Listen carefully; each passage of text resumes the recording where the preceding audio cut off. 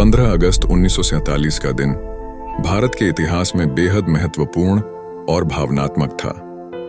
उस दिन की स्थिति को समझने के लिए कुछ प्रमुख पहलुओं पर ध्यान देना जरूरी है।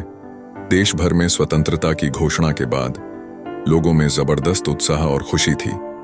15 अगस्त की सुबह से ही लोग सड़कों पर थे, स्वतंत्रता का जश्न मना रहे थे।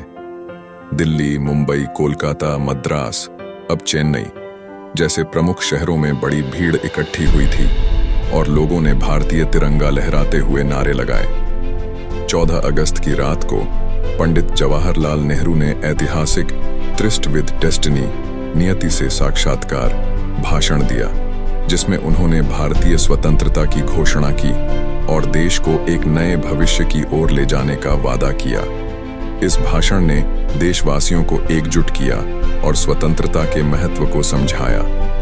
15 अगस्त 1947 को पंडित नेहरू को स्वतंत्र भारत के पहले प्रधानमंत्री के रूप में शपथ दिलाई गई और एक अंतरिम सरकार का गठन किया गया। यह सरकार नए संविधान के निर्माण और देश को स्थिरता प्रदान करने के लिए बनाई गई थी। स्वतंत्रता के साथ साथ भारत का विभाजन भी हुआ था, जिससे भारत और पाकिस्तान दो अलग अलग देश बने। विभाजन के कारण भारी संख्या में हिंसा, पलायन और सांप्रदायिक संघर्ष देखने को मिला। लाखों लोग अपने घरों से विस्थापित हुए और सीमा पार करने के दौरान बड़े पैमाने पर जान माल का नुकसान हुआ। उस दिन ब्रिटिश राज का औपचारिक रूप से अंत हुआ और भारत एक स्वतंत्र राष्ट्र बना।